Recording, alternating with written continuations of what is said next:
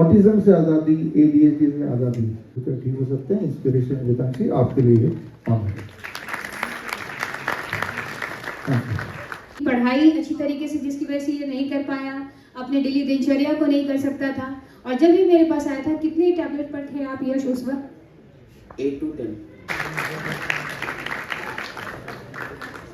संगत साधु की जो गंधी को बास, जो भी गंधी दे नहीं त्यों भी बात सुबास। मैं डॉक्टर BR चौधरी जी से हमेशा सुभाषित होते रहा हूँ। एक बार एक सर्वे हुआ था कि दुनिया में सबसे ज्यादा डर किस चीज का, मौत के डर के अलावा, तो सांप का डर नंबर 1 पे आया था और नंबर 2 पे आया था स्टेज पे बोलने का डर। उसके बाद आता है बाकी एक्सीडेंट का डर, बाकी चीजों का डर। सर से कोई ना कोई जानकारी मिलती रहती है, इसके लिए हम सभी बहुत ही आभारी हैं इनके कि इन्होंने हमें डॉक्टर से भी ऊपर बना दिया है, मतलब बॉर्डरलेस डॉक्टर। तो डॉक्टर कहने लगे से गाइड किया फोन पे ही कि भाई एक बार आइए मिलिए तो सही। सर अभी मैंने दवाई वहां से ले ली है, देखता हूँ। तो इस तरह करके जब आए तो मैंने कहा आप शुगर मीटर लेके आइए अपना, तो वहाँ हमने नापा 316। उसके बाद इनको बातचीत करने के बाद 1 घंटे इनका माइंड सेट करने के बाद अपने ग्राउंड में भेज दिया। मैंने कहा आधे घंटे पैदल घूम के आइए, तो जस्ट आधे घंटे में 50 यूनिट कम हुई। तो इनको विश्वास हुआ, उन्होंने तुरंत फॉर्म भरा और इस तरह करके, और पूरा अभी भी 1 साल पूरा वेट करके बताया। मैंने कहा ठीक है आप आइए स्टेज पर। तो मैं अनिल जी को धन्यवाद करता हूँ कि अपनी पत्नी को इतना प्रेम करते हैं और उनके लिए इन्होंने पूरा डाइट का सब। हमारा जो क्लिनिक है ये द्वारिका सेक्टर 14 में है, मैं वहाँ पे रन कर रहा हूँ। दरअसल मेरा जो बैकग्राउंड है वो एलोपैथ से भी रिलेटेड है। टोटल 24 ईयर का एक्सपीरियंस है मेरा। और अभी जब मैं जिस टाइम से इस फील्ड में आया हूँ, लगभग 2015 से, मैंने क्या देखा, जो कुछ भी मैं कर रहा हूँ बहुत ही कम समय में और नेचुरल तरीके से जो रिजल्ट आते हैं बिना किसी साइड इफ़ेक्ट के। बाकी चीज़ों में हमें देखने को मिलता था कि साइड इफ़ेक्ट बहुत आते थे, तो अभी यहाँ पे कोई साइड इफ़ेक्ट नहीं मिलते हैं, बल्कि पेशेंट काफ़ी शॉर्ट तरीके से ठीक होते हैं, बहुत ही कम समय में ठीक होते हैं।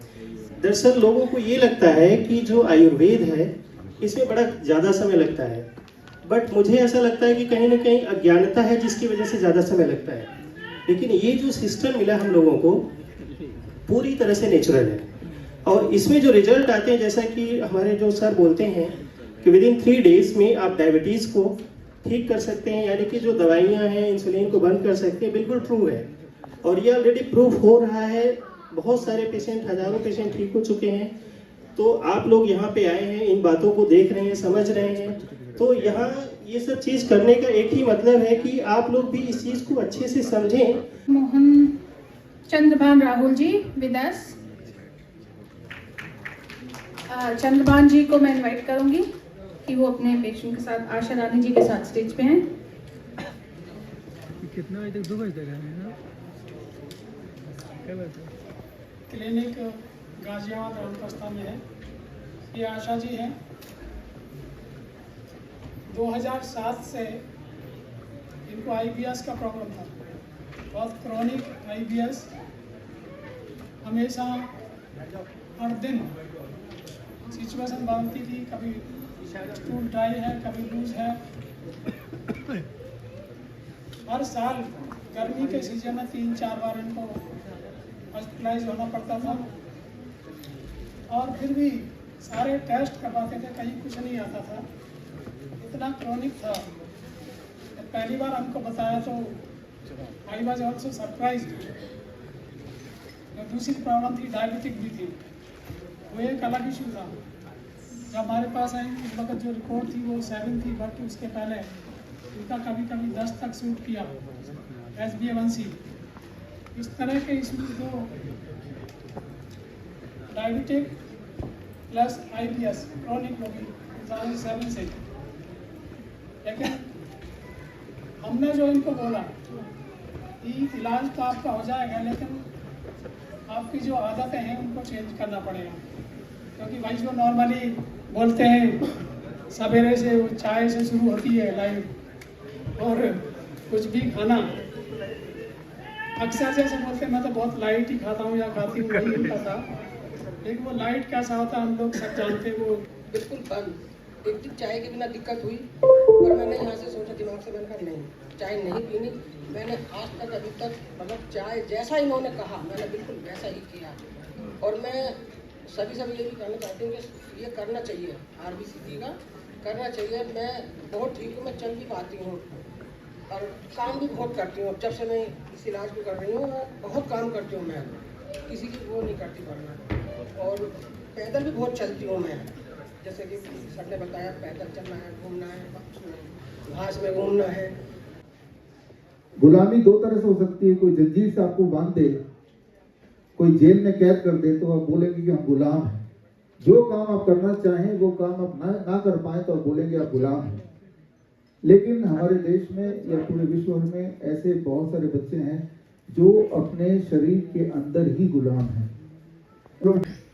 कि जैसा बोला जाता है जैसा मैं बोलूँ तो किसी को सही भी हो सकता है, नहीं भी हो सकता, लेकिन जो प्रचलित है मैं उसकी बात कर रहा हूँ।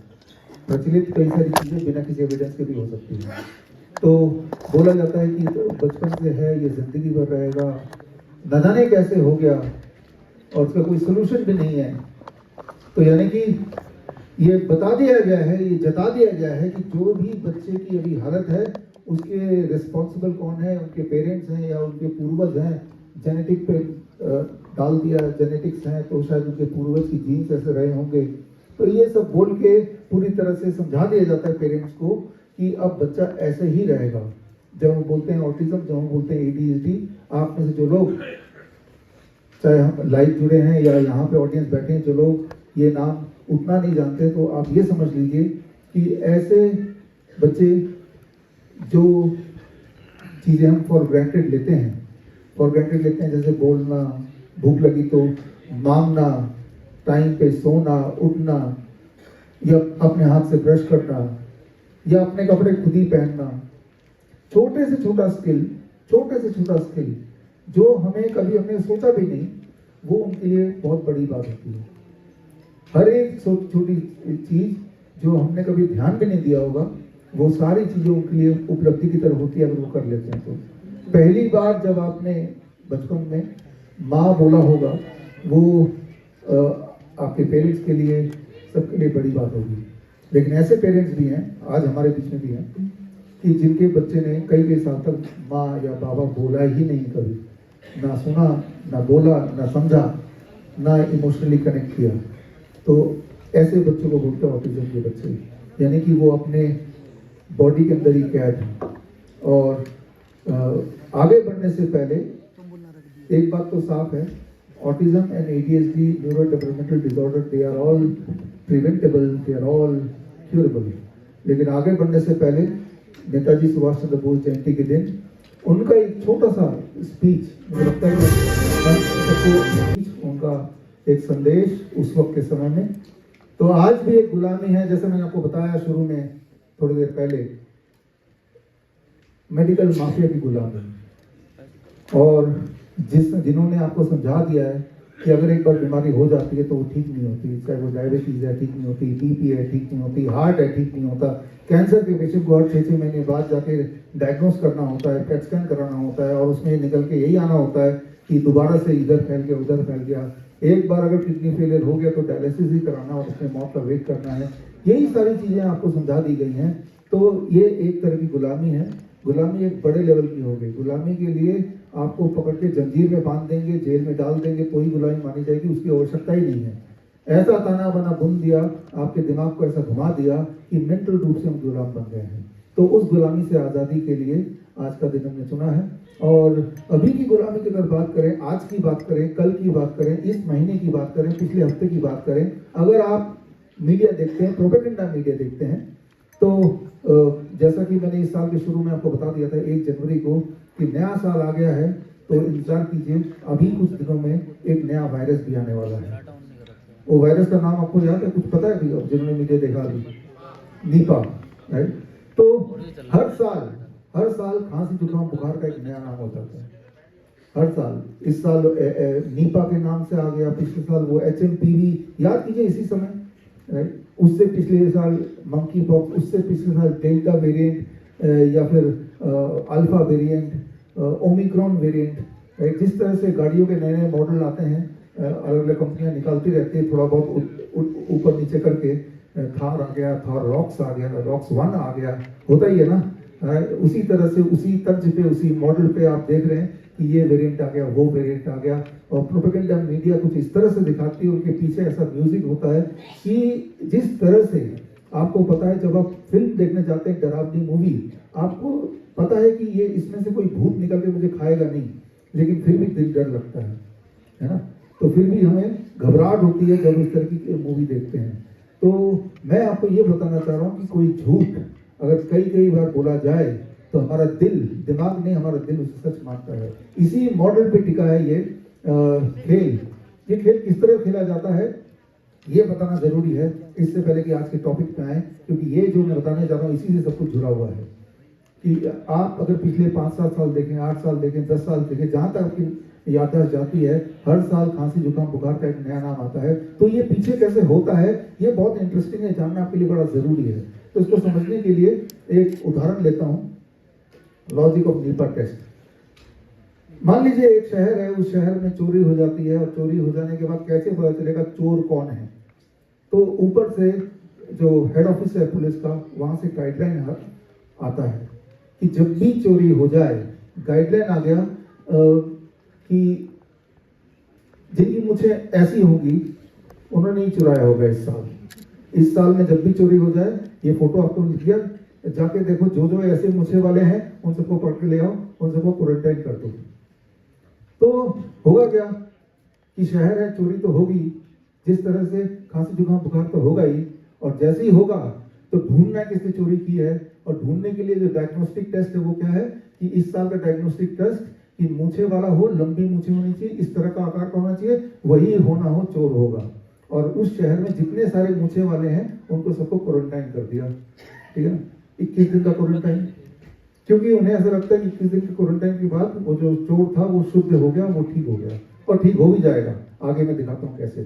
तो हर साल WHO से गाइडलाइन आता है कि इस साल हम एक टेस्ट करेंगे, उसे डेंगू बोल देंगे, अगले साल निपा, अगले साल कोरोना।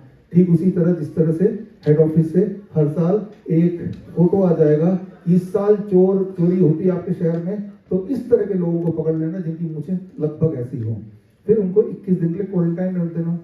क्या होगा क्वारंटाइन में रखने के बाद? ठीक हो जाएंगे। अब जरा सोचिए, अगर 21 दिन में इनमें से किसी को भी क्वारंटाइन में रख दिया और जेल के अंदर बंद कर दिया तो होगा क्या?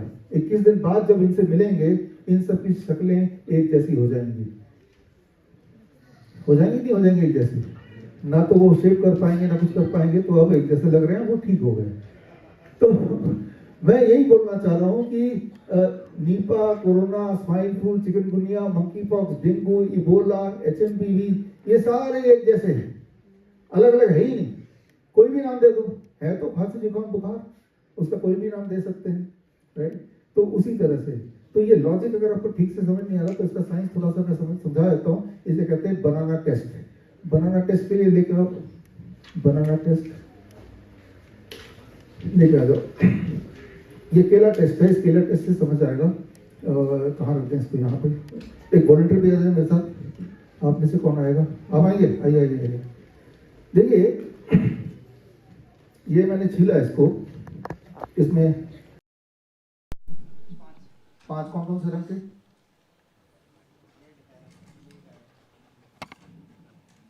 है ना? पकड़ लो इन सबको। ये केले हैं आपके सामने, एक जादू करते हैं, इधर आ जाओ। इसको काट दिया हमने, काट के टुकड़े टुकड़े कर दिए, इसको इंजेक्ट कर दिया, ठीक है ना। अब काट दिया और इन्हीं में से किसी एक चाकू से काटा, है ना। कौन से वाले चाकू से काटा सिर्फ इनको पता है, किसी को और नहीं पता, क्योंकि मैं तो पीछे मुड़ गया था। अब ऐसी स्थिति में अगर मैं ये केला दिखा दूं और ये चारों चाकू दिखा दूं, 4-5 चाकू दिखा दूं, तो एक बार धो भी दूं, फिर दिखा दूं, बताइए इनमें से कौन से वाले ने इस केले को काटा होगा? कैसे पता करेंगे आप? ये तभी पता कर सकते हैं जब आप मौजूद हो, तब जब ये काटा जा रहा था, जैसे कि ये मौजूद थे, इज़न्ट इट? ये समझना होगा। ये तो क्लियर है कि इनमें से किसी ने किसी चाकू का इस्तेमाल किया होगा इसको काटने के लिए, लेकिन इनमें से कौन से वाले चाकू का यूज किया होगा कुछ नहीं पता, है ना। क्योंकि काटते वक्त आप थे नहीं, काटने के बाद इतने सारे ये टुकड़े टुकड़े हो गए, चाकू भी पड़े हैं इतने सारे, हो सकता है इसी में से किसी ने काटा हो, इतना ही ना।